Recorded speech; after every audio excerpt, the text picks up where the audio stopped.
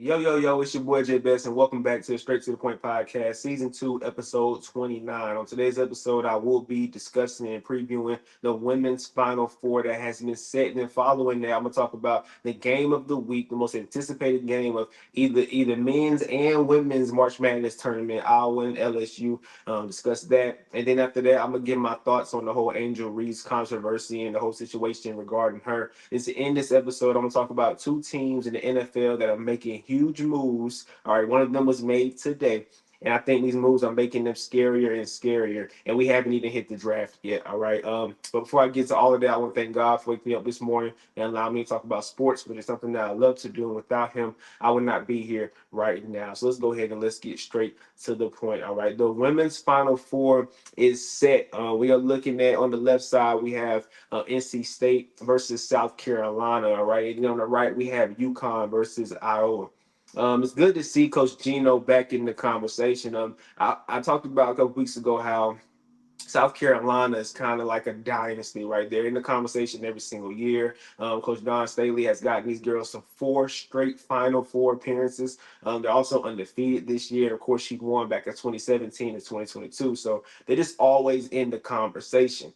But if you want to talk about a real dynasty, all right, Coach Gino and UConn was that dynasty from 2013 to 2016. They had won four straight national championships, and in two of those runs, they went undefeated, right? So that is just pure dominance. And for a little bit since 2017, he really hasn't been in the conversation. I'm sorry, 2016. He really hasn't been in the conversation. That next year, Don Staley won it. Ever since, UConn kind of took a step back, but now they are back in the discussion. They're back in the Final Four. It's just good to see greatness at the top where it should be, right? After he fell off for a little bit. But then on the other side, of course, Don Staley, four straight Final Four appearances, two championships, 2017, 2022. And this year, she is 36-0, trying to accomplish what Coach Gino accomplished a couple of times during his championship run. So for me, I'm going for South Carolina, of course. That's who I want to win the whole thing.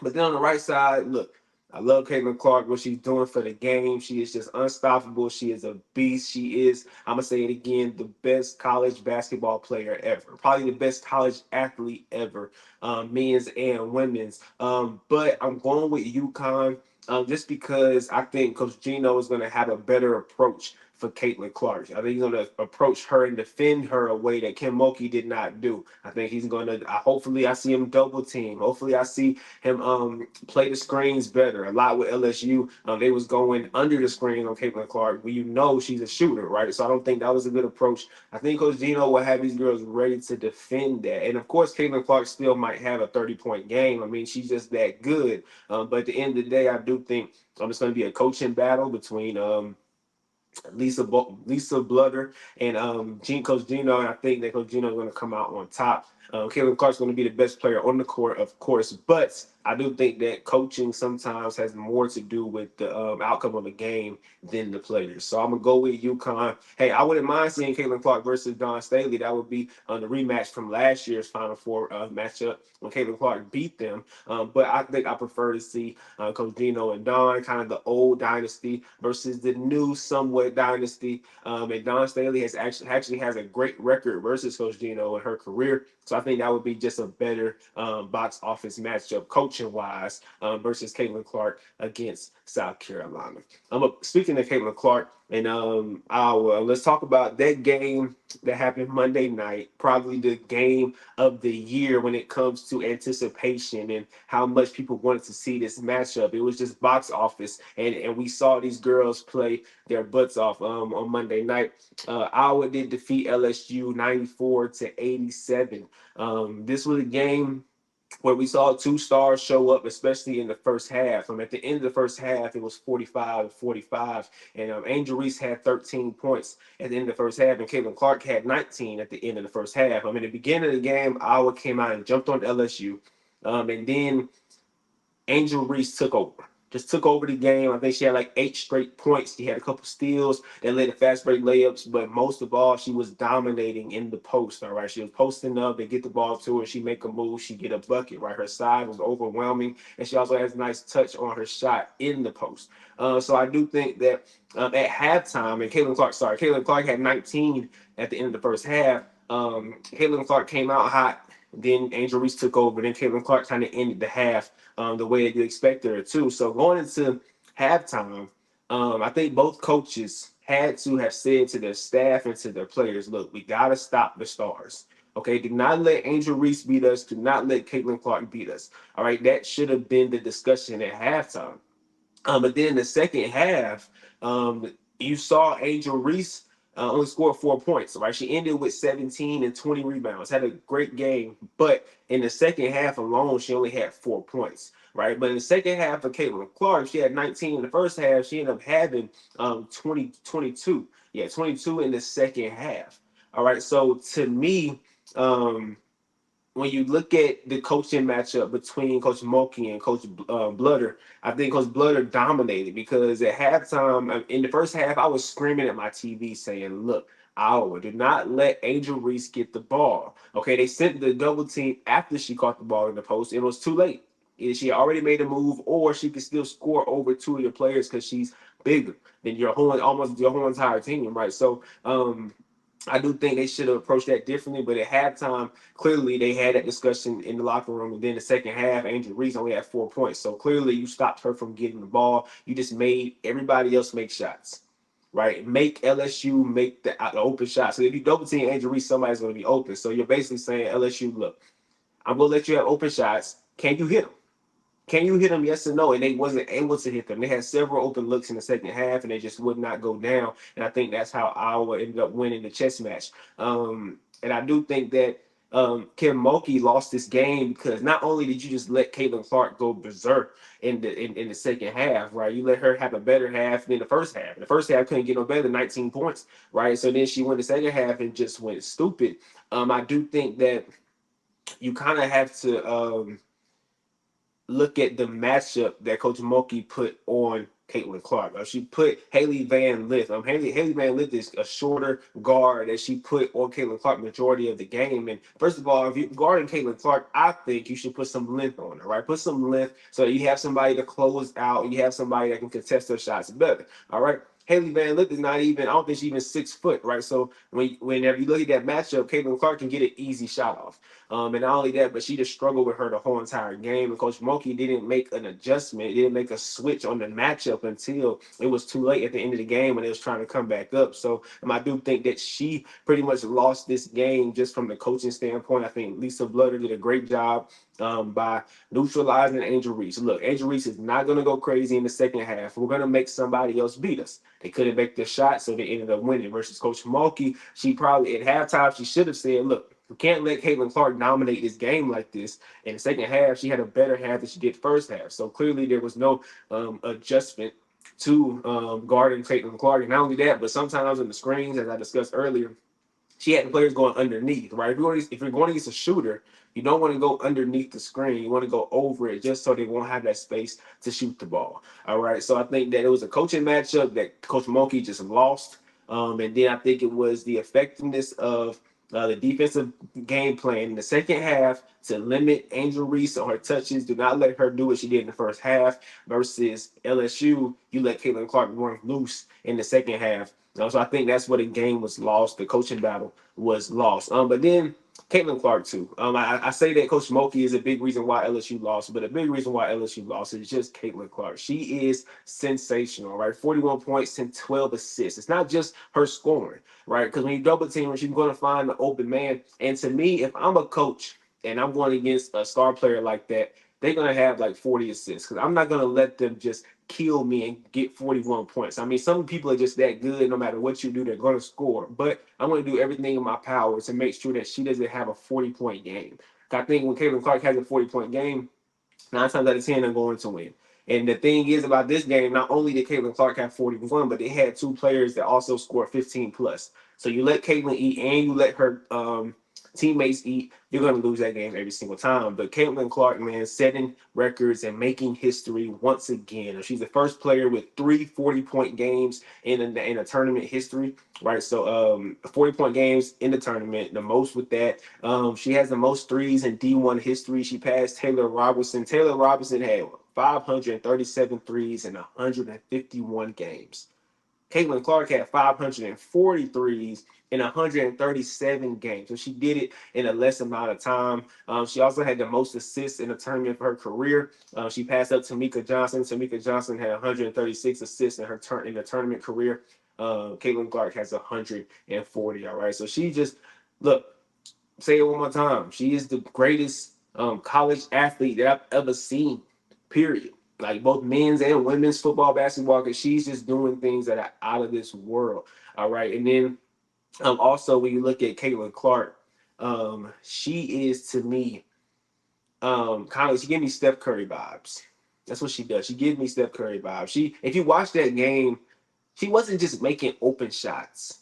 Like there's one play where she went behind the back and she just pulled it from almost half court and hit the shot. Like she's just playing with these girls out there. She's taking whatever shot she wants. She feel comfortable with whatever shot she wants. Kind of like Steph Curry. Steph Curry takes whatever shot he wants and just dominates, just like Caitlin Clark. So that would be my comparison for her. Would be Steph Curry. They can shoot from anywhere on the court, and you have to guard them a certain way, which changes your whole entire defense, which allows other players to be open. But hey, are you gonna let Caitlin score 50 or 40, or are you gonna try and let her teammates hit the open shots in the pressure moments? I would go with the making her teammates score the open shots. All right, but that's it for that. I'm done talking about that game.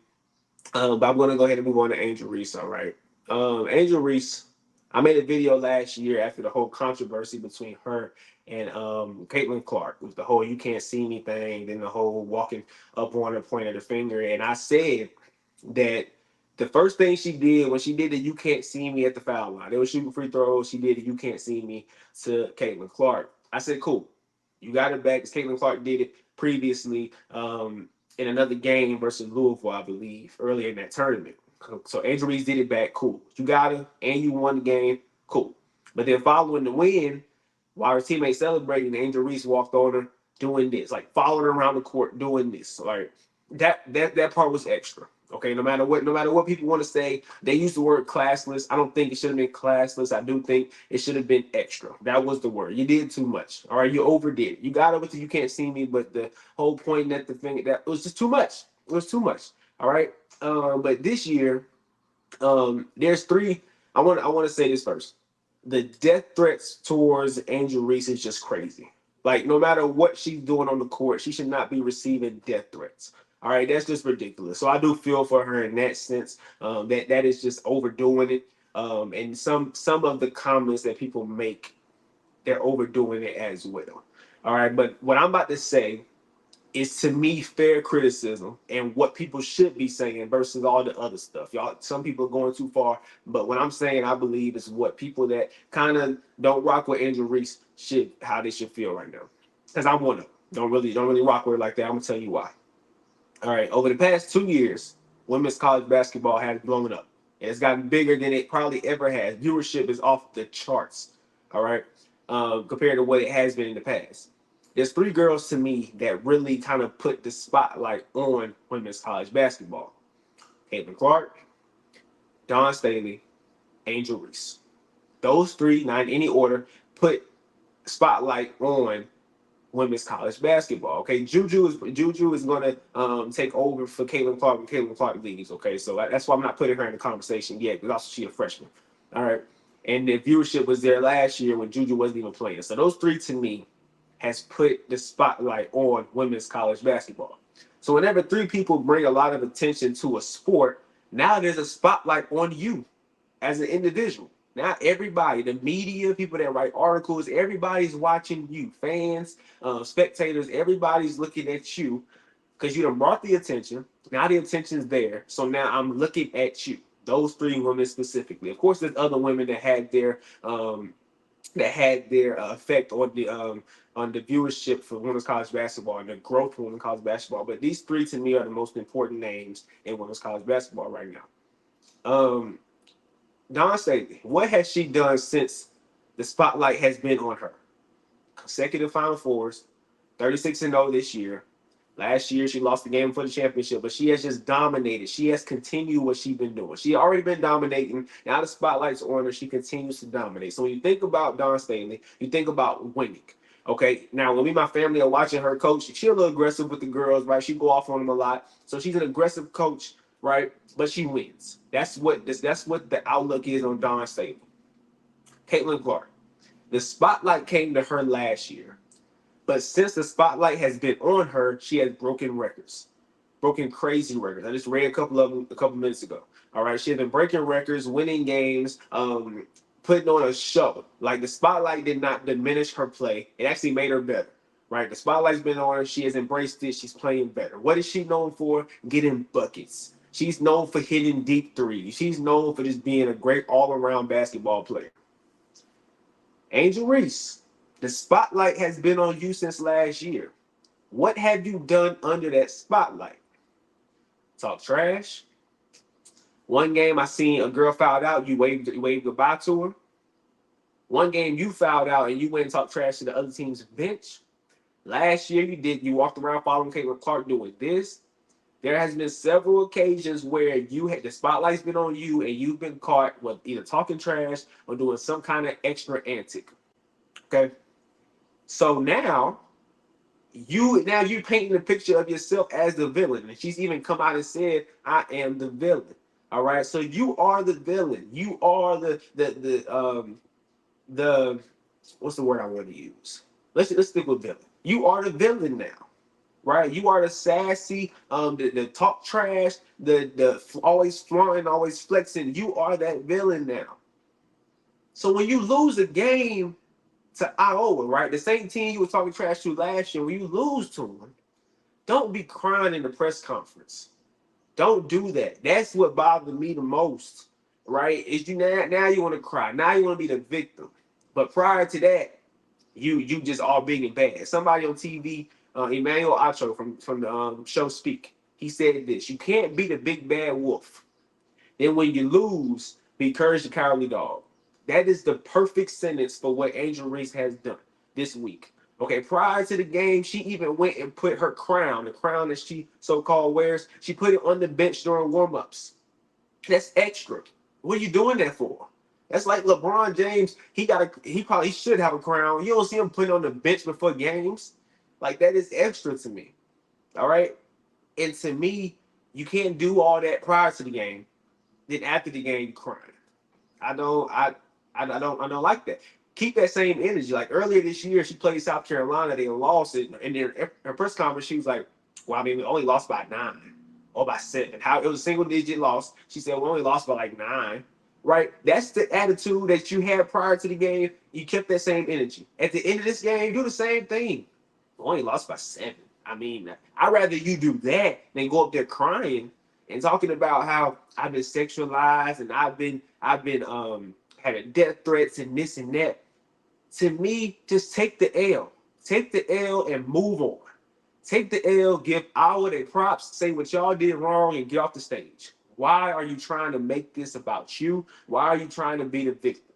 That's where my problem lies with Angel Reese. Once again, I do not agree that she should be having death threats. That is crazy to me. You should not be having death threats. Nobody should be having death threats. It's never that deep. Okay, her being sexualized and stuff like that is out of line. But at the end of the day, you made yourself the villain. That spotlight I was talking about. The spotlight was on you, and I've seen you several times on my Instagram account doing some kind of trash talk, some kind of antics. So you're known for that. So you're known as the villain. Now, after you lose a game, you want to be crying on stage or during the press conference. Don't agree with it. Keep the same energy to me. That's what you need to do. Keep the same energy you had prior to the game. Keep that same energy after the game. All right. And black people, let me tell y'all something. I'm tired of y'all pulling the race card. I'm tired of it. I've had enough. Okay. Sometimes it's not about race. Sometimes it's about your actions. Okay. What Angel Reese does is classified as extra. It's not because she's black. It's because of what she is doing. If Caitlin Clark was doing the same thing, Caitlin Clark did something once. One time she did the "you can't see me." One time. That's the only time that's the only thing we ever talk about with Caitlin Clark. It's a one-time thing. She hasn't done it since. So quit saying, oh, when Caitlin Clark do it, it's cool, it's passion. But when Angel Reese do it, it's classless or it's extra. Caitlin Clark did it one time, and that was it. Angel Reese does it over and over and over. If you go back and watch a full LSU game. Every time Angel Reese makes a play, she's staring down her opponent, she flexing. Every single time she makes a play, more than I've ever seen any athlete in any sport do after every single play. She does that. That's just what it is. So the criticism she get is not because she's black. There's plenty of black players in the league, in women's college basketball, that are good. For example, this year, Juju was the best African-American player in the league this year. Let's just be honest, right? She gets no criticism because she don't do all the extra stuff. She goes out there, she balls, she goes home. That's what she does. All right, there's other good black women, black female players that are good at basketball. They just don't do all the extra stuff. Angel Reese, you're good at basketball, but you do all the extra stuff. That's why you're criticized. So it can't be a race thing if every single black girl is not being criticized the way that Angel Reese is being criticized. So as black people, we need to stop pulling the race card. There are certain situations where you should pull it, but you can't pull it for everything. And this is one of them where you cannot pull it to me. All right. Just the other day, you know, what's her name? Is it Flage or Floje? The guard for LSU. I mispronounced her name. I'm sorry. She's a rapper, also outside of basketball. She also raps. One of my friends sent me. I'm gonna leave this anonymous. He know what I'm talking about. He sent me a comment that somebody put in the Instagram post of her when she was defending Angel Reese. The comment was, "Well, now she can go rap.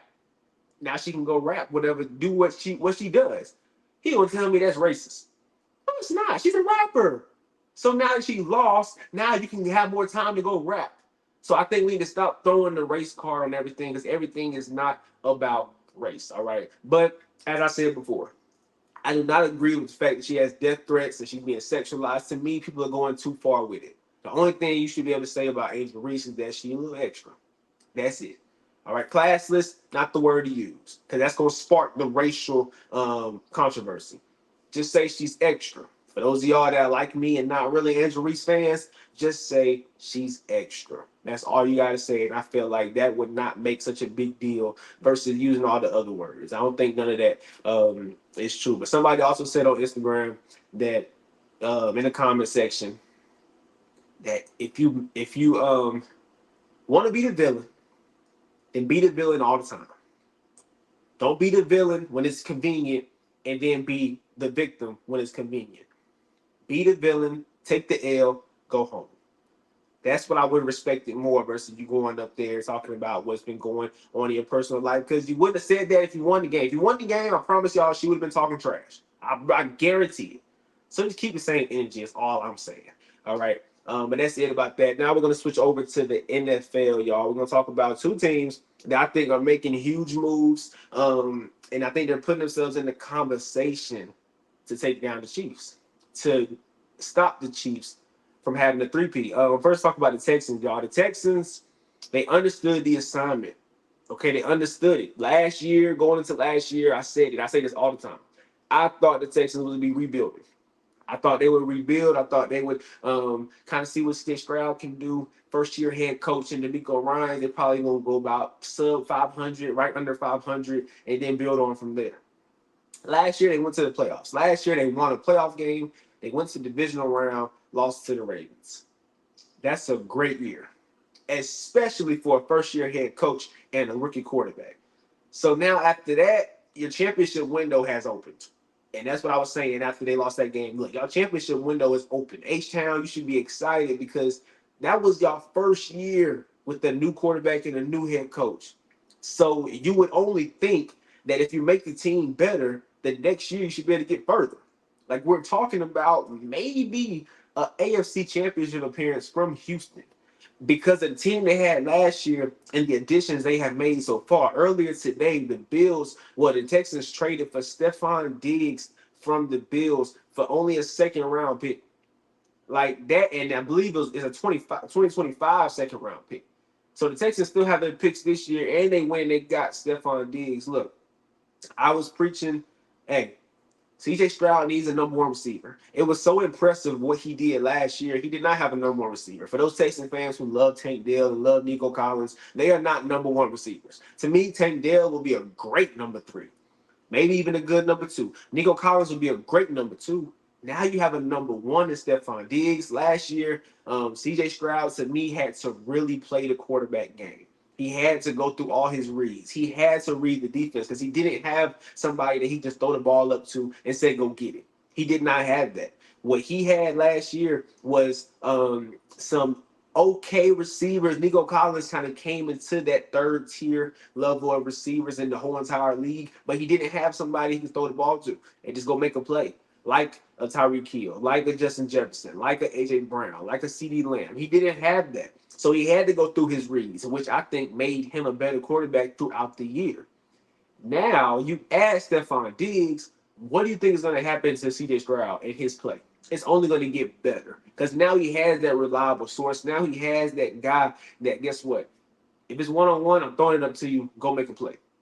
Or in it's third and 15, third and 10, I know who I'm looking for. I'm looking for Stephon Diggs, somebody who can get open, somebody who last year just had a 1,000-yard season, 1,183 to be exact, and 8 touchdowns with Josh Allen. Now you're going to another elite quarterback in CJ Stroud, so his play should not diminish. It might actually get better. All right, because now CJ Stroud, he has that number one option in Stephon Diggs, but he also has the trust and the chemistry he built with Nico Collins and Tank Dell, right, and Dalton Schultz. He has that relationship with them, that chemistry with them, and now they're second, third, and fourth options. Last year, there was first, second, and third. Now they're second, third, and fourth. And now you have Stephon Diggs, who is an elite receiver in this league. The Texans understood the assignment. And not only did they give their strong quarterback more weapons on defense, they added an elite pass rusher, Danielle Hunter, who just came off a 16.5 sack season. Last year was all about Myles Garrett and TJ Watt.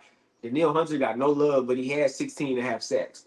Right, so now you drafted last year. Last year, you understood the assignment. You drafted a quarterback. You drafted an edge rusher. To me, two of the most important positions in all of football. You need a pass rusher to get after the quarterback, and you need a quarterback to be able to just be great, be special. All right, affect the game. You got CJ Stroud last year. You got Will Anderson last year. This year, you're adding Stephon Diggs to help CJ Stroud out, and now you're adding Danielle Hunter to help out Will Anderson. Are you serious? And Will Anderson showed flashes of being an elite pass rusher last year. So now you have two elite pass rushers, which is going to terrorize opposing quarterbacks. And then on the other side of the ball, you have a quarterback that had a great year. Was his rookie year, had a great year. It's only going to get better. And he didn't have a lot of weapons last year, but now he has Stephon Diggs. This team is scary. Okay, and honestly, as a Steelers fan, this is one of the teams, there's three teams that I fear. The Chiefs, this team right here, and then we'll talk about this next team that I fear, that I think made some great moves and is being slept on, the New York Jets. Last year, going into the regular season, I had the Jets knocking off the Chiefs. I had the Jets being that kryptonite for the Chiefs because I was thinking, okay, look, you have Aaron Rodgers who can go toe-to-toe with Mahomes. Okay, let's not disrespect Aaron Rodgers now. He's still an elite quarterback. Let's see how he comes off the injury. But I'm going to bet my money that he comes back looking just as good as when he left. All right? So you have Aaron Rodgers. You have an elite quarterback. And then you have a defense that can make Patrick Mahomes struggle. See, that's the thing. Sometimes teams only have a great quarterback and they can only go shot for shot with Mahomes. You can't do that because Mahomes is going to come out on top every single time. But now I have a quarterback that can go shot for shot, and I have a defense that can make Patrick Mahomes' life harder or make his day a lot harder. Looking at the Jets, to me, if you look at that matchup, Aaron Rodgers is not going to. Aaron Rodgers is a better matchup against the Chiefs defense than Patrick Mahomes does against the Jets defense. That's my whole point. Like in that game, Aaron Rodgers is going to be way more comfortable than Patrick Mahomes. All right, what the Jets did was they added Hassan Reddick via trade, traded with the Eagles, got Hassan Reddick. So now, last year, the defense was already elite. Like the year before last, we talked about how the Jets are a QB away. They have an elite defense. They have an up-and-coming star in Garrett Wilson and Breece Hall in the backfield. They also added Al Lazard. Now they have Aaron Rodgers. Now this team is ready to win. Aaron Rodgers gets hurt. This season is over with. After the first game of the season was over. We all knew the Jets wasn't doing nothing. So this year, going into next year, the Jets could have said, let's run it back. We have a great defense. We have Aaron Rodgers. Let's help the O line a little bit, get some additions on the O line, and then we'll be back in the conversation. When they went, they added Hassan Reddick. So now you have Hassan Reddick, Jermaine Johnson, Will McDonald, and Quentin Williams, the all-pro D tackle. You have that D line. That is disgusting. That is going to make life a living, you know what, for other quarterbacks. All right, and then you have, of course, you have Sauce in the secondary. You have C.J. Mosley and Quincy Williams, Quentin Williams' brother, on the second level. This team is ready. All right, teams are people. I pray nobody's sleeping on them because they're going to be, to me, one of the best teams in the AFC this year. Now, you got to roll the dice a little bit and pray that Mike Williams, who they added from the Chargers, and Tyron Smith, who they added from Dallas, the all-pro left tackle, and then Mike Williams, who is, we all know, one of the best one-on-one jump ball receivers in the league. Hands down, no questions asked. We all know this. Can both of them stay healthy, though? Like, Tyron Smith is an all-pro left tackle, but he has a lot of injuries. He can't stay on the field a lot. Same thing with Mike Williams. Mike Williams is the best one-on-one deep threat in the league. He is going to get that jump ball. But can he stay healthy? He got hurt last year and the year before that, right? Can these two players stay healthy? If they can, the Jets are in the driver's seat. They're going to be, I'm telling you right now, I picked them to beat the Chiefs last year, so it's not fair. The Chiefs went to the championship because my team that I thought was going to beat them lost their quarterback.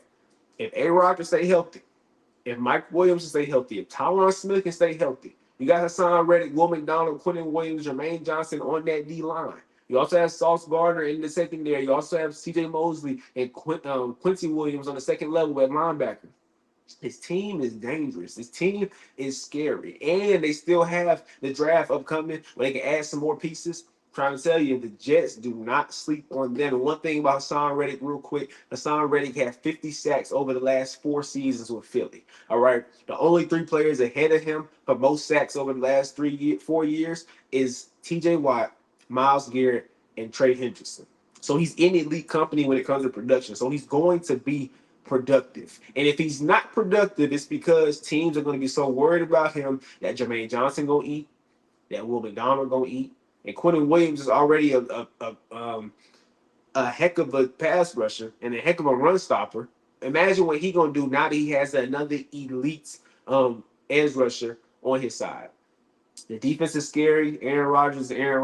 You have Garrett Wilson. You have Mike Williams. You have Breece Hall. This is going to be a scary team. The Jets and the Texans both understood the assignment, but I feel like the Texans are getting a lot more love than the Jets are. Do not sleep on the Jets, all right? But that is it for today, y'all. I'm about to get up out of here. Hopefully that wasn't too long. All right. My next episode will be I'm gonna try and get it done on Friday. Okay. Mind y'all, I'm in school, so whenever assignments start coming in and stuff like that, I gotta kind of put this to the side and get that done. All right, because school comes first. All right, so that's why I've been kind of inconsistent. But I told y'all last week, one of my closest friends challenged me to get a certain amount of videos every single week, and I'm going to try and get that challenge done. All right, but next episode I'm going to talk about the men's Final Four. Today I talked about the women's. Next episode I'm going to talk about the men's. All right, but enjoy the women's Final Four. It's on Friday. Okay, enjoy those 2 games. The championship will be on Sunday for men's. The Final Four will be on Saturday. Championship will be on Monday.